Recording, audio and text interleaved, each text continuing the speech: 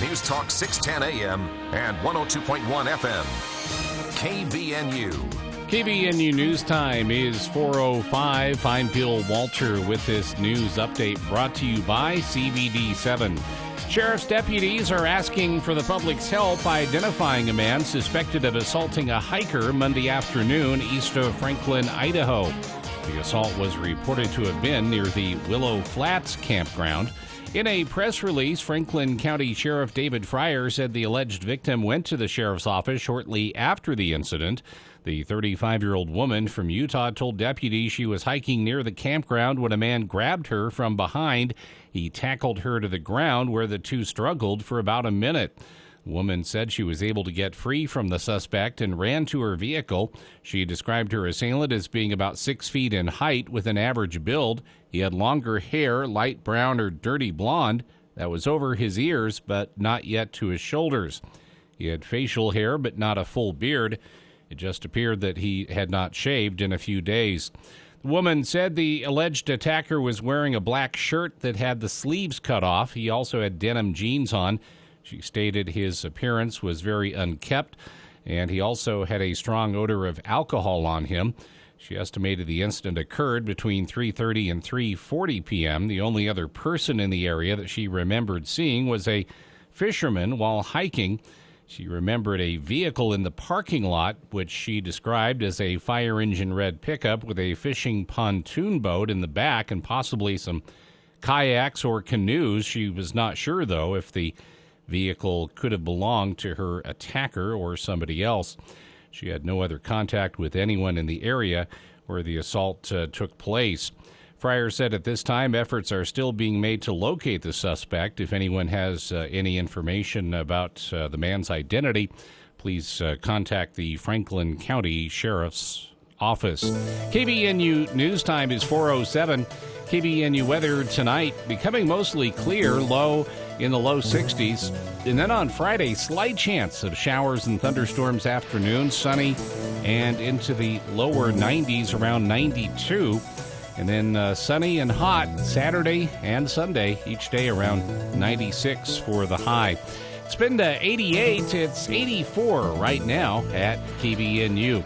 KVNU weather brought to you by the Duct Hunter. If your clothes dryer isn't drying, it might be the dryer vent. Don't buy new. Call the Duct Hunter. They'll come clean it out for you at 770-4813. Trouble with pain, sleep, or anxiety? Want better health? Try CBD7, the CBD experts. You simply can't get this water-soluble CBD at grocery, convenience, or health food stores. Water-soluble CBD7 absorbs 15 times better and tastes great. CBD7 has the only clinically proven formula with real measurable results. Many feel better in minutes. CBD7 is not a drug and has no side effects. Other CBDs just can't do all that. Visit CBD7 today. Learn about CBD and try our best for free. KVNU News Time is 4:08. As of July 1st today, USU's Center for Persons with Disabilities will be known as the Institute for Disability Research, Policy, and Practice. Matthew Wapped, Institute Executive Director, said the name Center for Persons with Disabilities became ambiguous. It doesn't tell you who we are and what we do. So changing to the Institute for Disability Research, Policy, and Practice we feel like really highlights our role and function. We would get multiple calls in the week thinking that we were, a service provider or that we were any one of a number of things that didn't really fit. So our hope is that the new name is also going to clarify what our function is within the state and the community. Wapped said it's not well known that the Institute is a federally designated USAD Center, which stands for University Center for Excellence in Developmental Disabilities. So every state in the U.S. and every territory has a USAD program that is focused on providing research, service, and training related to the needs of people with disabilities and their families. And so, we're really proud to be the USAD for Utah. This new name really, I think, highlights that role and function and really the mission that we have here in the state to make our communities more inclusive and more capable of meeting the needs of people with disabilities. The institute is housed within the Emma Eccles College of Education and Human Services, and since the CPD was created in 1972, it's focused on improving the social support systems that serve people with disabilities and their families. And an early morning fire at a Murray apartment complex has left 50 people displaced from their homes. Residents say they heard a popping sound at around 2:30 this morning before the fire broke out at the Stillwater Apartments. Flames quickly engulfed several units at the complex as police knocked on doors to alert people while fire crews battled the two-alarm fire. All residents have been accounted for following the fire. The American Red Cross is currently at the location to assist the people displaced from the 24 units that were affected in the fire. A suspicious person was seen by Fox 13 being taken away from the scene by police, but there is no information as to whether the individual is connected to the fire. One firefighter did suffer a knee injury and was taken to the hospital. KBNU News Time is 4:11. For more details on these and other stories, visit CashValleyDaily.com.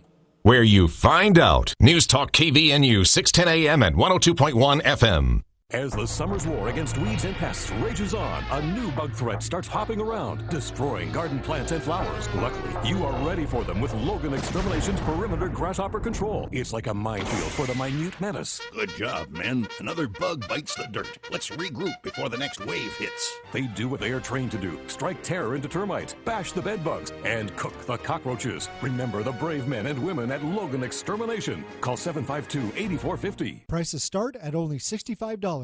Adams Wealth Advisors puts clients first under any circumstance. No matter what the financial world may be doing, you will receive peace of mind with Adams Wealth Advisors. This is Craig Adams. At Adams Wealth Advisors, we are here to help you receive peace of mind whether you've done a lot of planning or a little planning. Count on our team at Adams Wealth Advisors for honesty, professionalism, and integrity. Schedule a time with an advisor today. Call us at 752-1702 or visit adamswealthadvisors.com. That's adamswealthadvisors.com.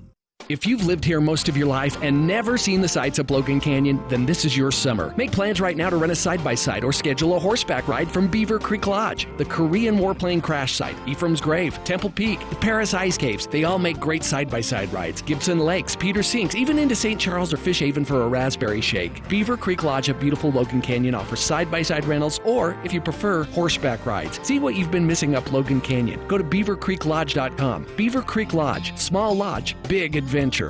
Hi, this is Gordon Deal. Friday on This Morning, America's First News, an update on the search and rescue efforts at the condo building collapse in Florida, with first responders now facing the potential of a tropical storm. Also, how rising gas prices could be a political problem for President Biden. Plus, contact tracers racing against the Delta variant, and what the food police suggest for your July 4th cookouts. Friday on This Morning, America's First News. From 4 to 6 on News Talk KVNU, 610 AM and 102 FM. Your station for news and talk. For the people. We are waiting with bated breath for news from the Cash Republican Party, meeting an executive committee tonight. With Jason Williams. And I'm really excited about this next segment. We have two guests here in studio. We're going to talk about something that we've talked about many times here on the show, but from a bit of a different angle. Weekday afternoons from 4 till 6 on News Talk KVNU, 610 AM and 102 FM.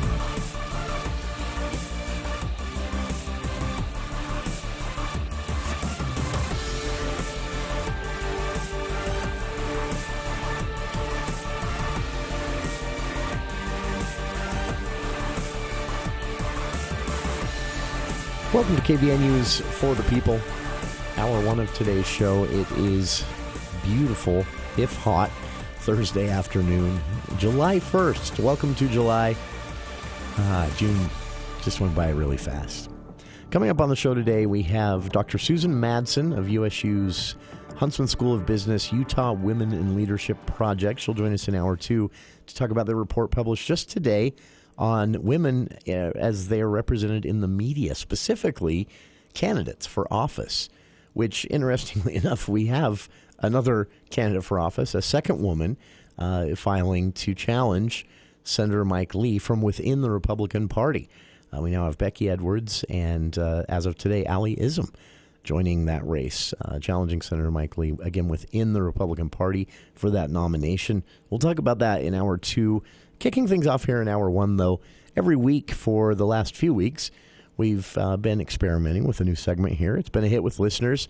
And, of course, listeners, you're always welcome to join us, 753-5868. Joined in studio right now by CashValleyDaily.com's very own Charles Schill. And I never asked, you prefer Charles or Charlie? Charlie. You like Charlie. You're not a Charles, huh? No. This is, I don't blame you. I'm all for the more friendly sounding names. You are fascinating to read in all respects. And for listeners, you can read Charlie across the board. He covers most of the business of the cities here in Cache Valley. He also writes often about the candidates as we head into this municipal election that should start heating up here within the next week for the mayoral primary, at least in Logan. Then on to all of the candidates throughout there. You can read Charlie on all of that at CashValleyDaily.com, but you can also read Charlie writing about the arts. In fact, we were just discussing before going live here that you had 3 or 4 stories just since we last spoke, last Thursday, specifically focused on events that are going on in the theater. You saw that whole Vasco thing. That was it's just to start the same way we've started every one of these episodes so far. I'm just excited that there's something like this to talk about again, that this is happening again. Yeah, and it's been an interesting week because it's been a total change of pace from all the drama that's been in the early portion of the lyric season. Sure. This week, Peter Pan opened up at Pickleville Playhouse. The Cache Arts had a country western concert at the Eccles Theater, which was excellent. And the Vasco Call Spotlight Concert was the last event hosted by the Lyric, and that was amazing, too. This is, on top of this, we've got the weekly events happening at the Tabernacle again, except not at the Tabernacle. I think they're still calling it the Tabernacle Music Series. But we also have the Festival Opera about to fire back up. That'll start next week, Wednesday. That is, and this is, I didn't know this, but this is 24 shows for the Festival Opera. They're doing a morning matinee or a early afternoon matinee maybe, and then an evening every, I think for 12 days. They're doing 2 a day. Not consecutive days, by the way. So this is, it's anyone out there feeling like the arts are still on pause, they're not. They're not. Not at all. Just still some changes. Festival Opera, for example, will be occupying a single theater as opposed to that big event space up at USU. They'll be in downtown at the Utah, right? Well, normally they perform at the Eccles Theater. That's right. But we're concerned about being able to fill the Eccles naturally and the expense associated with it because they've had a limited budget this year. They're doing more intimate shows, smaller casts, things that are better suited for the Utah Theater. And the Utah is their own theater, so their expenses are less there. That's, you mentioned the Warren Brothers concert, Brett and Brad Warren, and the concern, the Festival Opera, that they wouldn't be able to fill the Lyric. That concert was pretty packed. It was. There was a large crowd there. There were some open seats, but not many. And that was the first event like that I've been to in more than a year. And it felt good. It felt great to be sitting there. That was also a fun night. The first set that they did with just picking and grinning by themselves was entertaining. But boy, when you brought out a 20-piece string orchestra to play with them, that was what a night. I was blown away during one of the brief pauses that they took to, I guess go off, have a drink of water, use the restroom.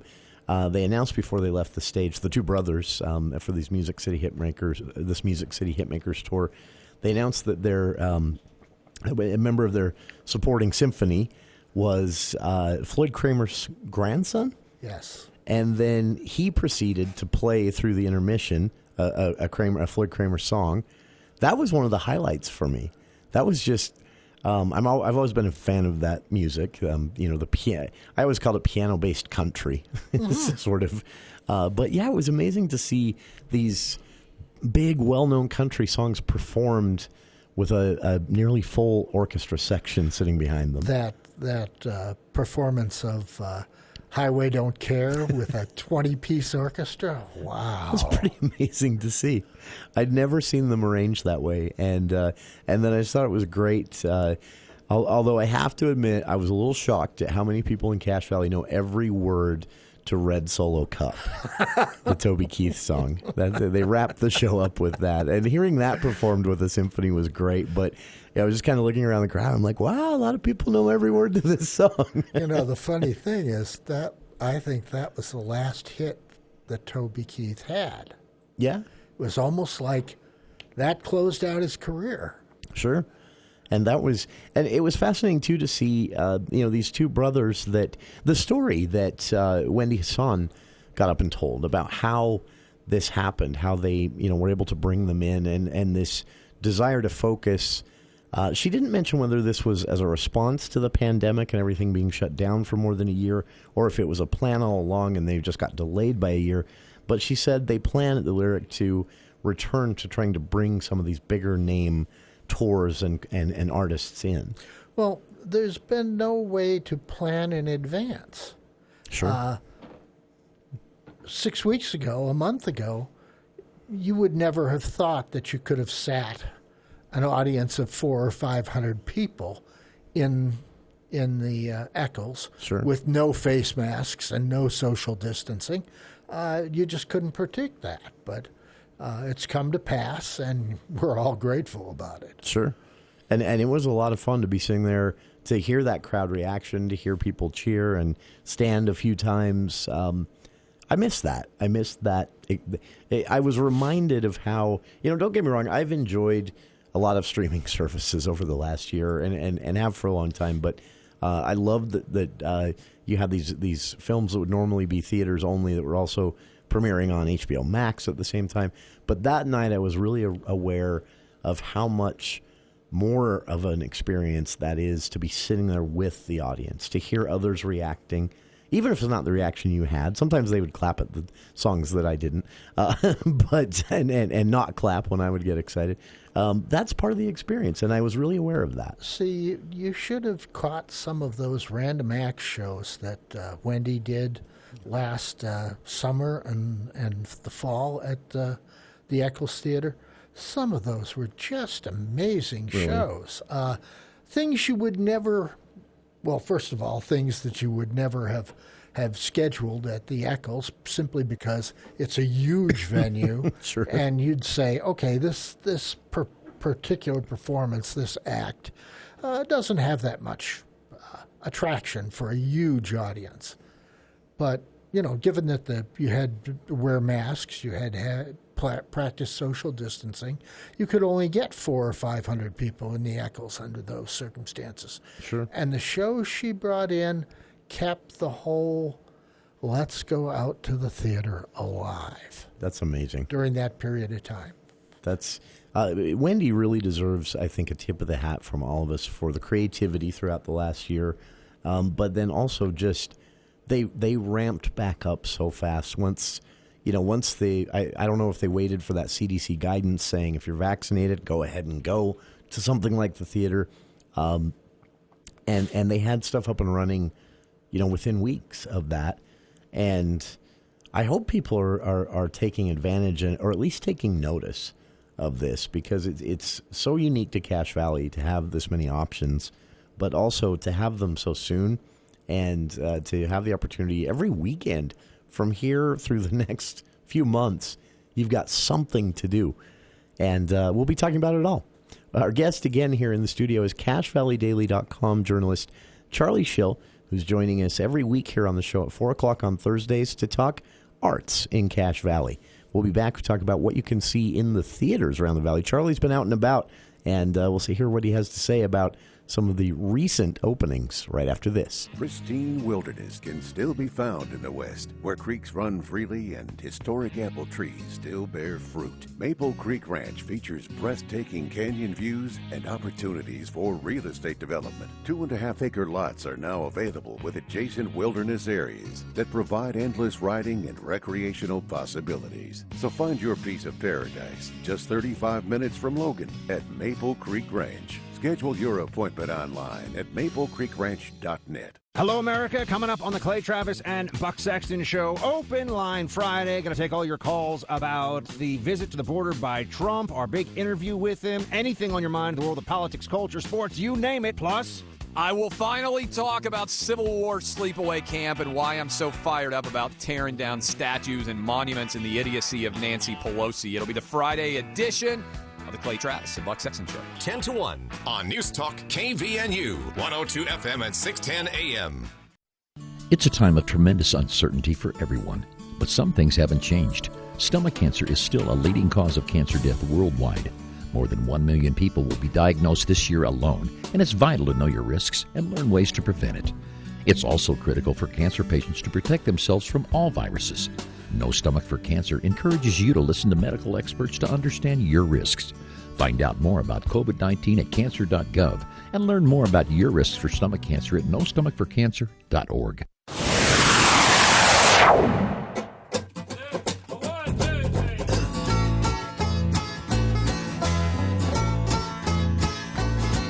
Now, Red Solo Cup is the best receptacle for barbecues, tailgates, fairs, and festivals. And you, sir, do not have a pair of vegetables if you prefer drinking from glass. A Red Solo Cup is cheap and disposable. In 14 years, they are decomposable. And unlike my home, they are not foreclosable. Freddie Mac. Welcome back to KVNU's For the People. I just had to give that solo or that chorus a little moment there, but yeah, that was how the Music City Hitmakers concert wrapped up Saturday night at the big theater in downtown, full theater in downtown. Of a good time, and for me at least, a welcome return to this type of thing. But we have in studio with us this hour Charlie Schill of CashValleyDaily.com. He's a journalist there. He also is a fan of and has some personal experience from theater and the arts in general, and he writes quite a bit there, review-wise. You can read some of them now. In fact, I've linked to a few on our Facebook page if you want to go back and catch them since we last spoke, and he's now going to run through some of this stuff here on air with us. And Charlie, I don't know where you want to start. You've been out and caught quite a bit since we last spoke last Thursday, which is another, I think, testament to how much there is going on already. And that's just, I love that. I love that there are options. Not all of this will be for everybody, but something will be for everybody, right? Yeah. Well, as I said, this was a change of pace, much lighter stuff than what we've seen so far in this theater season. Pickleville Playhouse over at Bear Lake has got just a wonderful production of Peter Pan going on. It's the classic Julie Stein musical that we're used to seeing Mary Martin in when we were kids. They used to broadcast that about as often as they broadcast The Wizard of Oz on television. Yeah, it was a seasonal thing. Yeah, and that was a big event in my family. When these shows would have their big television night. Mary Poppins was another one, I think, that would get a regular yearly broadcast, and it was an event. Sound of Music. Yeah, that's right. Yeah, that was an event. But one of the reasons why Peter Pan is so refreshing over there, if you go to a theater here in Cache Valley in the summer, the audience is primarily summer citizens. Sure. Because that's what they're here for. Yeah. At Peter Pan, at Pickleville, 50% of the audience, maybe more, is youngsters. And I mean really young youngsters. I took my 9-year-old granddaughter there. She grinned from ear to ear from the start all the way to the end.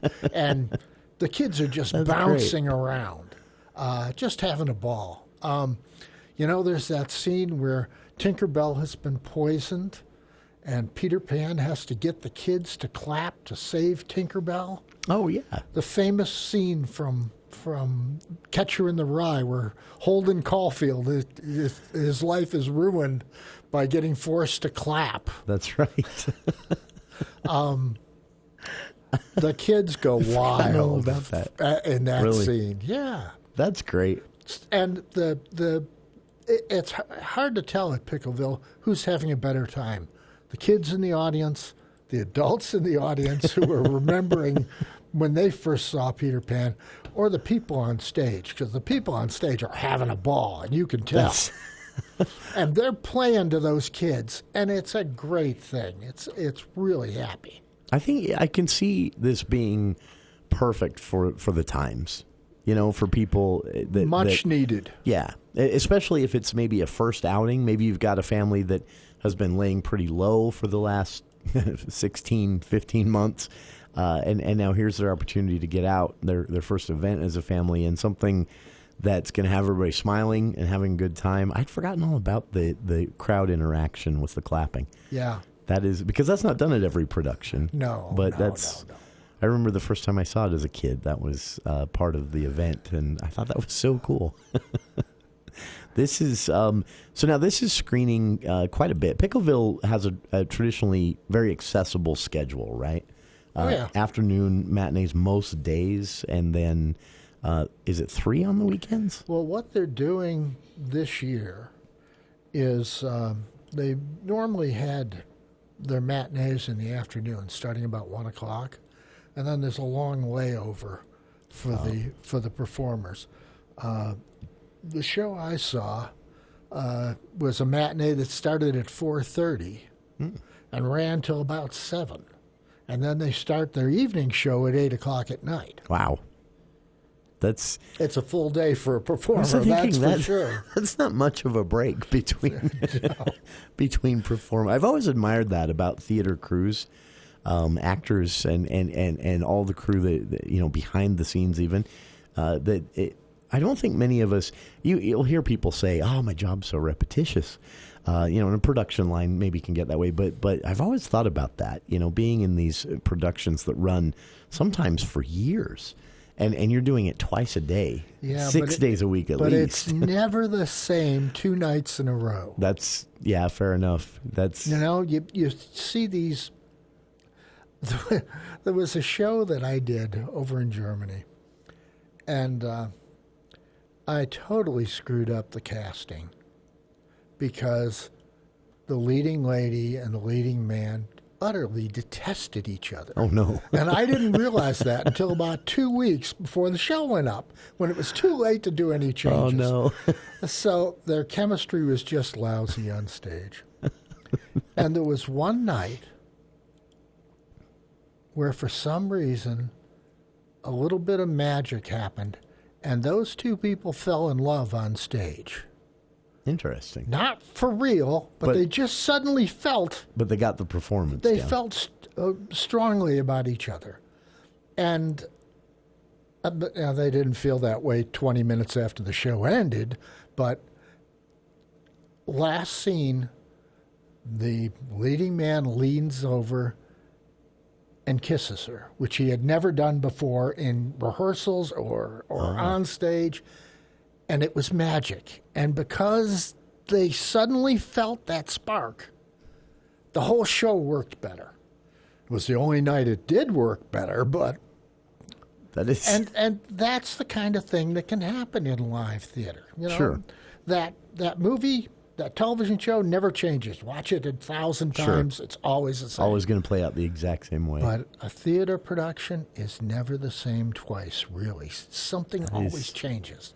That is, it's this reminds me of something you wrote when you wrote your review for Peter Pan, which, again, for listeners, you can read at cachevalleydaily.com. But you wrote near the closing of your review, you said that they didn't update this. The music is something that many people might actually consider maybe old-fashioned at this point. But you said that was sort of the appeal of this. That's what made it good. It's very, very retro.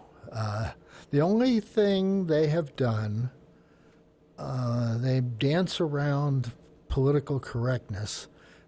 In the original show, Tiger Lily is an Indian princess. Oh, that's right.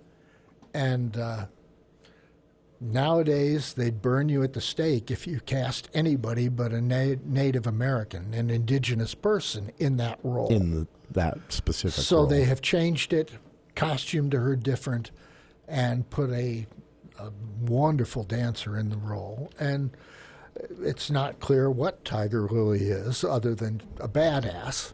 Mm-hmm. Can I say badass on the radio? Sure. Okay. I wait all the time. But she's wonderful in the role. And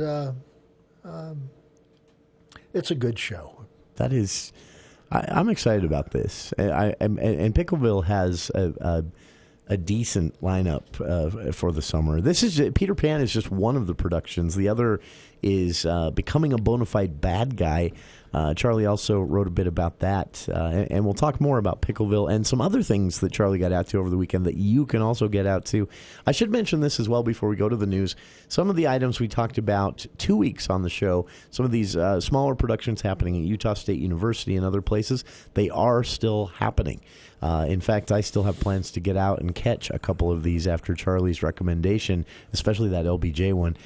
So check it out. I've posted links to all of it on our Facebook page, but we'll keep talking about theater in Cache Valley or near Cache Valley, things you can get out and see this very weekend, in fact. And that continues with our guest, Charlie Schill of CacheValleyDaily.com, here in studio this hour after these headlines with KVNU's Bill Walter.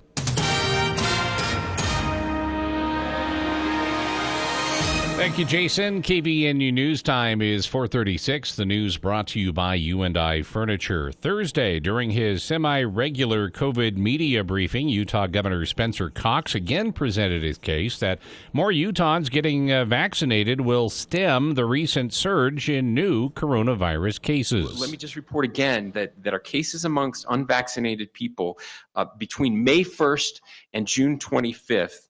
Okay, so between May 1st and June 25th, so after everyone could now get the vaccine, 93% of cases have been amongst unvaccinated people. 93% of hospitalizations have been amongst unvaccinated people, and 95% of deaths were amongst unvaccinated people, exactly in line with the statistics we knew through the trials about the vaccines and their efficacy.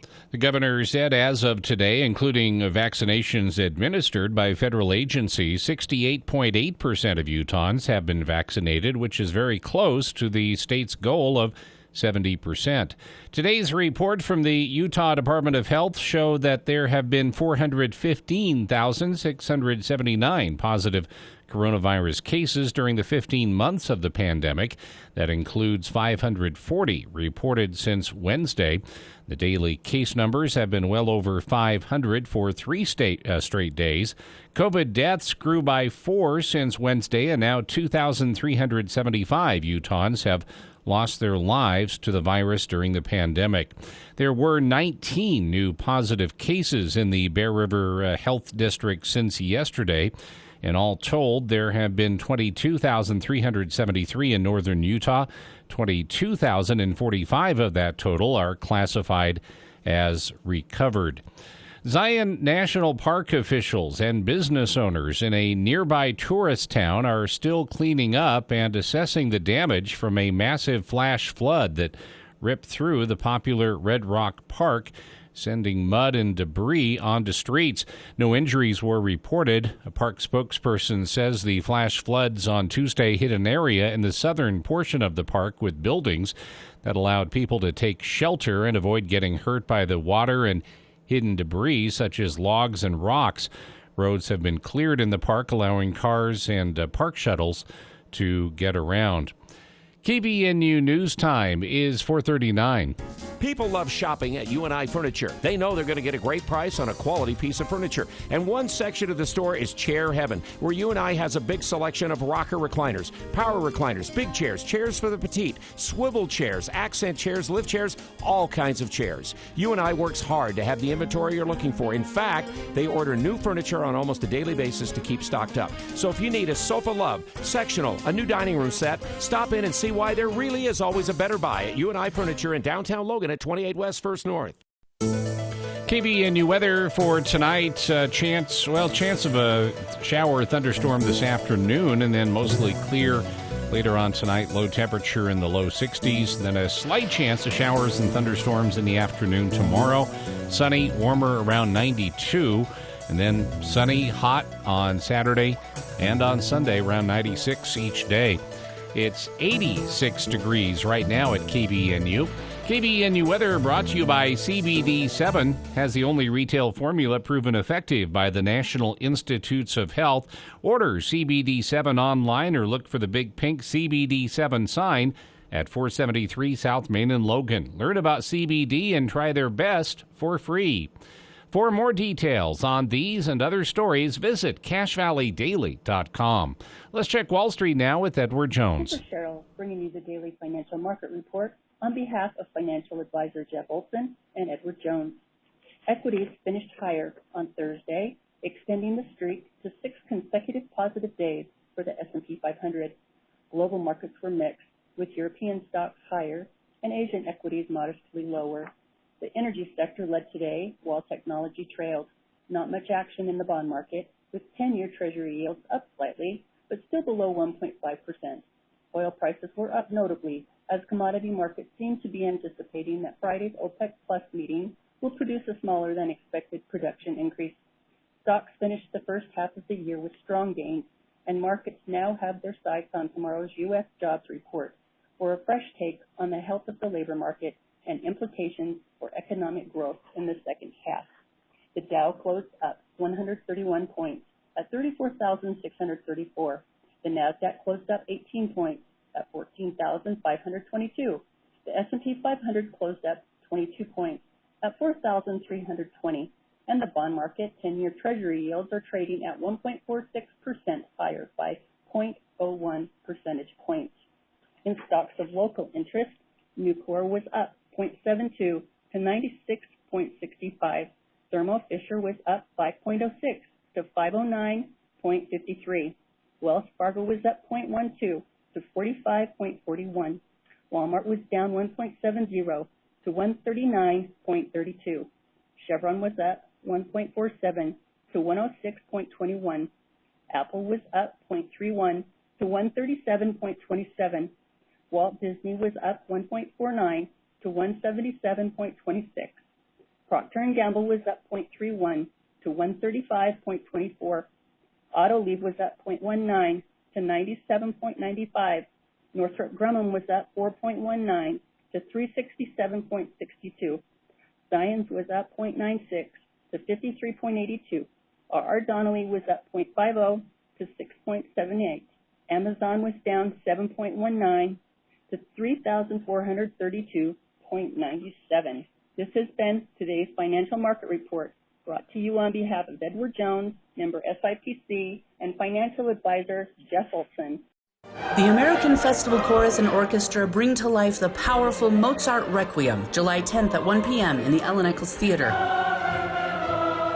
This magnificent work will take you on an emotional journey that ends with hope and healing, comfort and peace. Dr. Craig Jessup and the American Festival Chorus are gifting all proceeds to Utah Festival Opera and Musical Theater. Come and be inspired. UtahFestival.org, UtahFestival.org. 245 years ago, this great nation was born. From all of us at Hanson Motors in Brigham City, we join with you to extend a heartfelt thank you to the men and women of our armed forces for keeping us safe and ensuring that our nation remains the land of the free.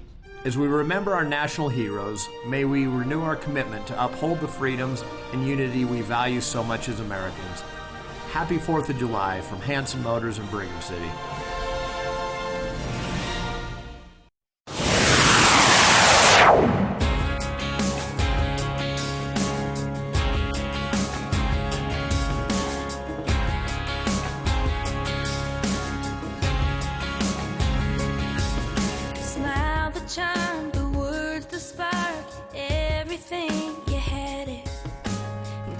Welcome back to KVNU's For the People.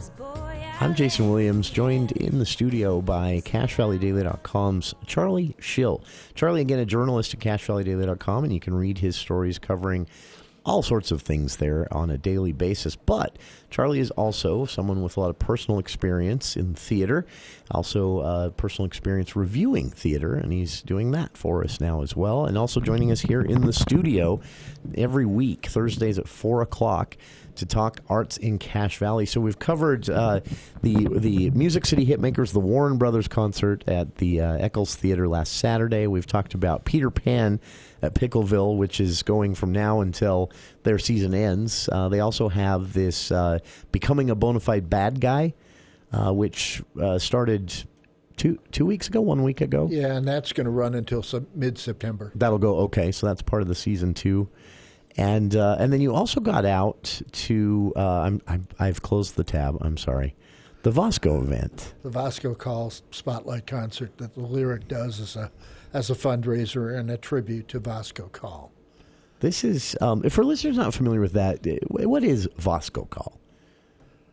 Vasco Call is probably one of the great patriarchs of Cache Valley Theater. Sure, came in decades ago, was one of the founders of the modern theater program at Utah State University, sort of pioneered the effort to purchase and restore the Kane Lyric Theater in downtown Logan, started the Lyric Repertory Company in 1967, died just a couple of years ago at age 91. Magnificent actor, director, all-around theater guy. And funny. Yes. Very, very funny. I had a chance to hear him speak at Utah State University at an event, and hilarious person. Stories, decades of stories. When they did the Vasco Call concert last year, it was all digitally performed. I didn't know that. Nothing live. Interesting. They closed it. The credits ran over a videotape of Vasco performing a Cyrano de Bergerac. Oh, wow. There's a scene in that play where Cyrano composes a poem as he's fighting a duel, a sword fight. And it's magnificent. He was an incredible performer. That is an opportunity to pay tribute, basically, with this set of performances, right? Yeah, it was a blend of live. This year, it was a blend of live performances and digital performances sent in by friends and admirers of Vasco from all around the country. Professional actors, semi-pros. The show was emceed by Richie Call, Vasco's grandson, and nice. And Jason Spellbring, who's the associate director of the Lyric, and those two have been doing gigs like that for so long. They're just smooth together, and it was really good. That is, and you wrote that one of the just stand out parts of this tribute to Vasco Call was a rendition of Blue Horizon by Kat Evangelho. Okay, and that name sounds familiar. She's been in a lot of things up at the university. Oh, okay. And she was in the cast of. Feet don't fail me now. I have this problem every day. Ask Bill when I try to say the date at the start of the hour. Sometimes my mind just goes blank. Yeah, she was in the cast of the Thanksgiving show and the American Dreaming. Oh, okay. Wow. I mean, you've got things, digital vignettes from professional performers, people who've been on Broadway. You've got them from people like Eric Story and Eric Van Tylen, who have performed here previously and are excellent performers. But this young kid comes out, plants her feet, throws her shoulders back, and just sings her heart out. That's very cool. Oh, it was marvelous. I mean, what a set of pipes. She blew the doors off the Morgan Theater. It makes you say, oh, my God, why didn't the Lyric do a musical? Maybe they're thinking about that now. I would. That is amazing. There's nothing. Speaking of that, a powerful vocal performance. The most cold-hearted person will be moved by that in a theater. The lights are down, and there is something about that. I've never been able to put my finger on it. Why that's such a moving thing to experience in person. It doesn't translate the same hearing a recording.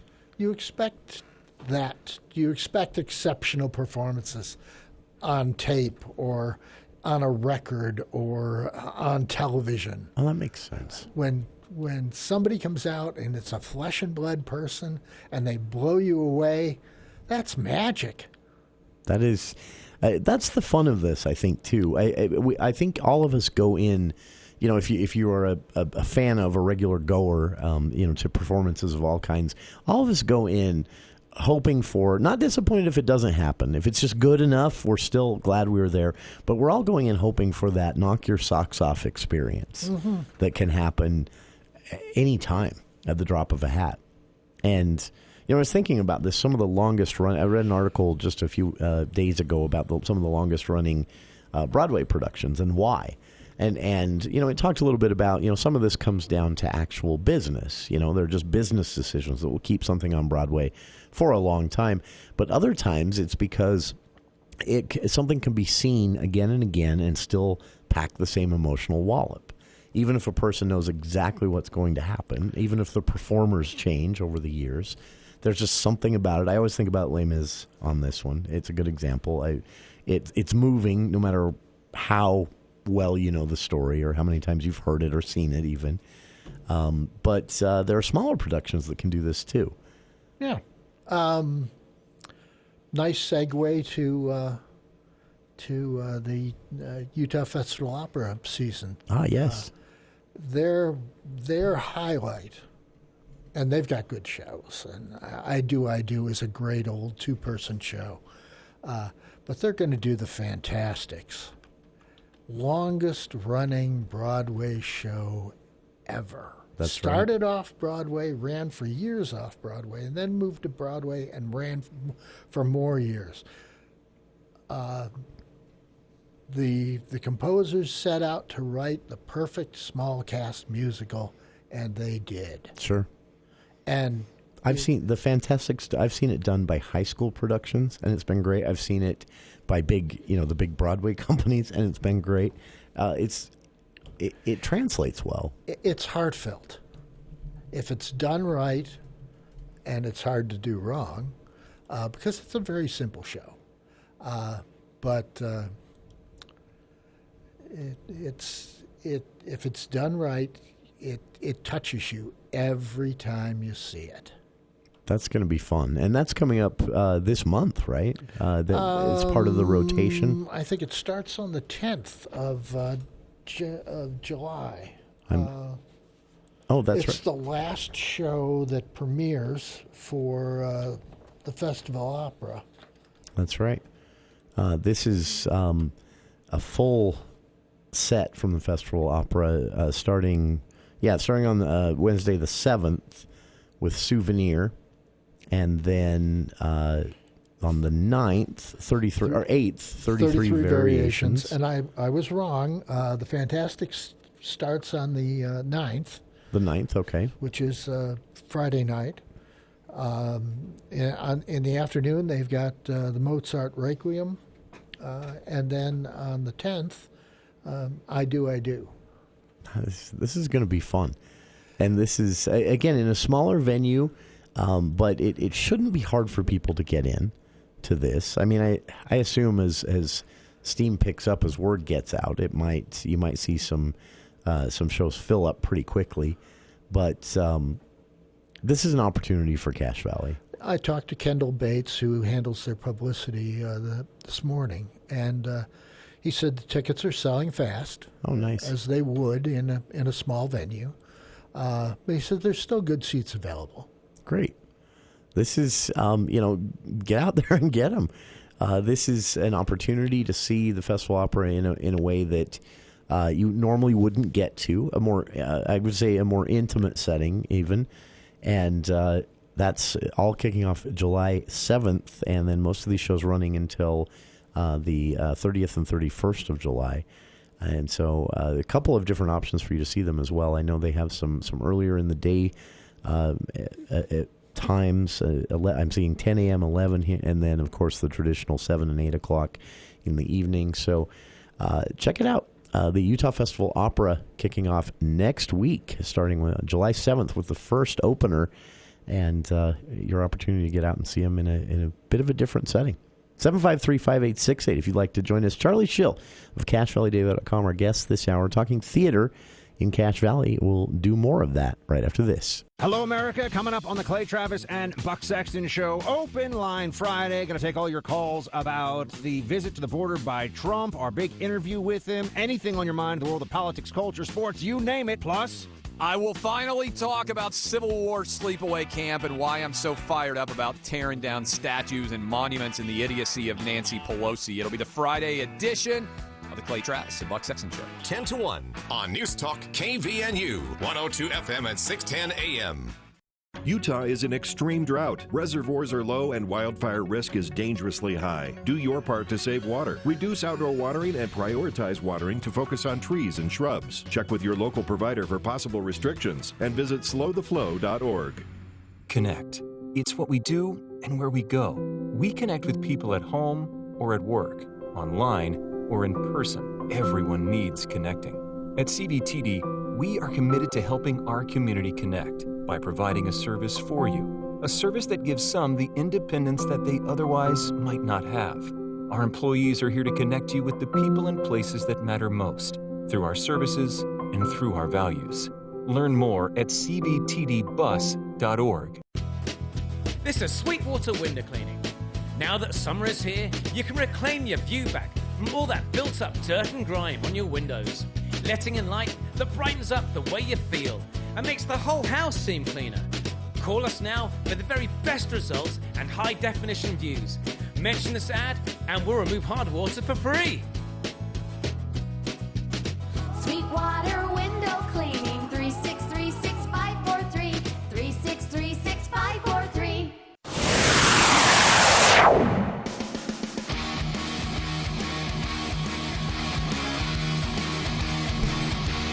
Welcome back to KVN News for the People. Just 2.5 minutes left in the hour, Charlie. Sorry. Our guest again, Charlie Schill of CacheValleyDaily.com. We've been talking theater here, and we'll do so every Thursday at 4 o'clock. So if you're just tuning in and missed it, you can also listen to the podcast via the podcastic subscription, or tune in next Thursday at 4, and Charlie joins us again. But any final thoughts for everyone? Anything that you want to kind of tease for next week? Well, we should just clarify that the Vasco Call concert was a one-shot deal. If you missed it, you missed it. That one's not. That's not something you can get tickets for. Everything else we've talked about is out there and available, and you can get tickets for them if you want to try. Very nice. And reasonably priced. That's one of my favorite things about these events in Cache Valley. You don't have to plan ahead for these purchases necessarily. They fit most budgets. Yeah. This is so I assume next Thursday, will you be seeing some of the Festival Opera shows by then? Yeah, Souvenir opens the night before. Night before, okay. So we'll at least have that to talk about for sure. And Charlie, it's a pleasure. It's an honor to have you here in the studio with us. And I got to say, it's fun to talk about these things with someone that gets excited about them. That I can tell this is something that you make time for willingly. You need time for it, unfortunately. Sure, that's true. That's one of the few inconveniences of the theater is that, a movie theater you can just kind of stumble in. But some planning required a little bit for a night out at the theater, at least by purchasing tickets a few days in advance. But as Charlie said, everything we've talked about except that one evening Vasco Call concert tribute, everything else, tickets still available. Nothing sold out here yet. And you can get out and see all of this, including those festival opera shows starting next Wednesday, the first of many throughout July. Charlie Schill, our guest again this hour, and he'll join us again next Thursday at 4 o'clock. We'll be talking theater in Cache Valley that day as well. On the other side, we have Dr. Susan Madsen of USU's Utah Women in Leadership Project running out of the Huntsman School of Business. They have a new report out, but this one hits close to home, Bill. This one talking about how the media does with talking about interviewing and representing women in our coverage.